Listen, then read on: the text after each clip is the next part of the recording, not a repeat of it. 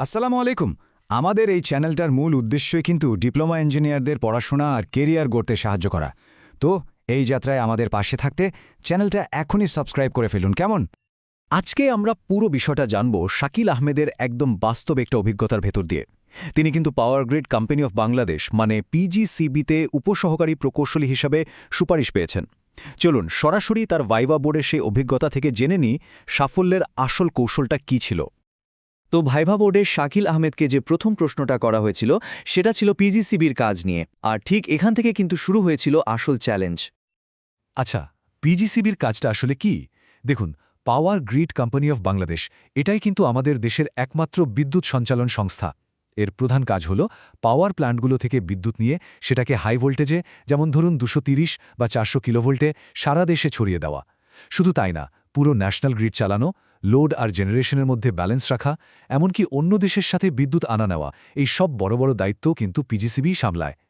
পিজিসিবির কাজ তো জানা হলো, এবার বোর্ড আরেকটু গভীরে গেল। এবারে প্রশ্নটা ছিল বিদ্যুৎ সঞ্চালনের একটা একেবারে বেসিক বিষয় নিয়ে, হাই ভোল্টেজ।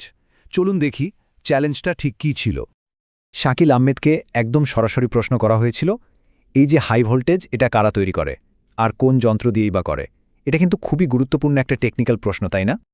এর উত্তরটা কিন্তু বেশ ইন্টারেস্টিং। পাওয়ার প্ল্যান্টগুলো আসলে সরাসরি হাই ভোল্টেজ তৈরি করে না, ওরা তৈরি করে তুলনামূলক কম ভোল্টেজ, যেমন 11 কিলোভোল্ট। এরপর সেই ভোল্টেজটাকে একটা স্টেপ আপ ট্রান্সফরমার দিয়ে বাড়িয়ে হাই ভোল্টেজে নিয়ে যাওয়া হয়। এখন প্রশ্ন আসতে পারে, কেন এত ঝামেলা করে হাই ভোল্টেজ বানাতে হবে? এর প্রধান কারণটা হল ট্রান্সমিশন লস কমানো। দেখুন, ভোল্টেজ যত বেশি হয় কারেন্ট তত কমে যায়, আর কারেন্ট কমলে I²R লস মানে বিদ্যুতের অপচয়টা অনেক কমে আসে। এতে কি হয়, বিদ্যুৎ বাঁচে, অনেক চিকন তার দিয়ে কাজ চালানো যায়, আর সব মিলিয়ে খরচটাও কিন্তু অনেক কমে আসে। তো বিদ্যুৎ তৈরি হলো, সঞ্চালনও হলো, কিন্তু এর পরের সবচেয়ে জরুরি অংশটা কি? সেটা হলো কন্ট্রোল বা নিয়ন্ত্রণ। আর এই নিয়ন্ত্রণের একদম কেন্দ্রবিন্দুতে আছে ন্যাশনাল লোড ডিসপ্যাচ সেন্টার বা এনএলডিসি। ভাইভা বোর্ডে এর পরের প্রশ্নটা ছিল এটাই। এনএলডিসি মানে ন্যাশনাল লোড ডিসপ্যাচ সেন্টারকে বলা যেতে পারে পুরো দেশের পাওয়ার গ্রিডের ব্রেইন বা মস্তিষ্ক। এটা ঢাকা থেকে প্রতি মুহূর্তে সারা দেশের বিদ্যুতের উৎপাদন কত, চাহিদা কত আর সাপ্লাই কত, এগুলোর মধ্যে একটা সমন্বয় করে। এর মূল কাজই হল গ্রিডটাকে স্টেবল বা স্থিতিশীল রাখা। এনএলডিসির গুরুত্বটা বোঝানোর জন্য বোর্ড একটা সিনারিও তৈরি করে প্রশ্ন করল, আচ্ছা, যদি কোনো কারণে চাহিদা আর উৎপাদনের মধ্যে ব্যালেন্সটা না থাকে তাহলে কি হতে পারে? ভাবুন তো একবার। এই স্লাইডটা কিন্তু ব্যাপারটা দারুণভাবে দেখাচ্ছে। দেখুন, যদি চাহিদা উৎপাদনের চেয়ে বেশি হয়ে যায়, মানে লোড বেশি, জেনারেশন কম, তখন গ্রিডের ফ্রিকোয়েন্সি আর ভোল্টেজ দুটোই কমতে শুরু করে। আর এর শেষ পরিণতি হতে পারে ব্ল্যাকআউট। আবার উল্টোটা ভাবুন, যদি উৎপাদন চাহিদার চেয়ে বেশি হয়, তখন ফ্রিকোয়েন্সি বেড়ে যায়, যা পাওয়ার প্ল্যান্টের কোটি কোটি টাকার যন্ত্রপাতি এক মুহূর্তে নষ্ট করে দিতে পারে। সুতরাং বুঝতেই পারছেন সবচেয়ে গুরুত্বপূর্ণ বিষয়টা কি। এনএলডিসির প্রধান লক্ষ্যই হল গ্রিডের ফ্রিকোয়েন্সি সবসময় 50 হার্জের কাছাকাছি স্টেবল রাখা। এই একটা সংখ্যাই কিন্তু পুরো দেশের পাওয়ার সিস্টেমের স্টেবিলিটির প্রতীক। দেখুন, এই ধরনের জরুরি আর তথ্যভিত্তিক আলোচনাগুলো কিন্তু সবার কাছে পৌঁছানো দরকার। তাই আমাদের এই ছোট্ট প্রচেষ্টাকে সাপোর্ট করতে চ্যানেলটা সাবস্ক্রাইব করে আমাদের সাথেই থাকুন। চলুন এবার ফেরা যাক ভাইবার পরের অংশে। তো আলোচনাটা এবার দেশের গণ্ডি পেরিয়ে চলে গেল আন্তর্জাতিক পর্যায়ে। ভাইভা বোর্ডে এবার জানতে চাওয়া হল, ভারত থেকে বাংলাদেশে যে বিদ্যুৎ আমদানি করা হয় সেটার পেছনের টেকনোলজিটা কি? প্রশ্নটা ছিল খুব স্পেসিফিক। এইচভিডিসি বা হাই ভোল্টেজ ডাইরেক্ট কারেন্ট জিনিসটা কি, আর ভারতের বহরমপুর থেকে আমাদের দেশের ভেড়ামারায় বিদ্যুৎ আমদানির পুরো প্রসেসটা কিভাবে কাজ করে। আর এই আন্তর্জাতিক লাইনের ভোল্টেজ লেভেলটা কিন্তু বেশ চমকপ্রদ, +-400 কিলোভোল্ট।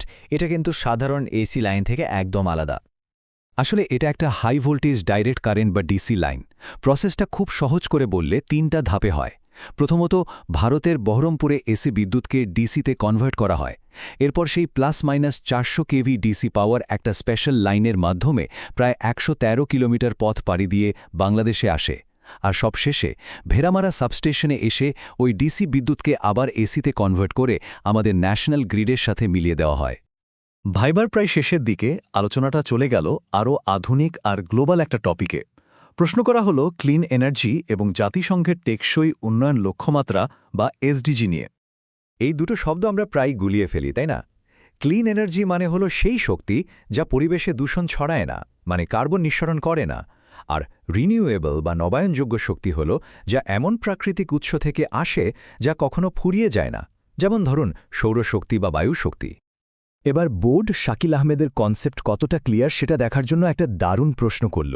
আচ্ছা, এমন কোনো ক্লিন এনার্জির নাম কি বলা যাবে যেটা রিনিউয়েবল বা নবায়নযোগ্য নয়? একটু ভাবুন তো।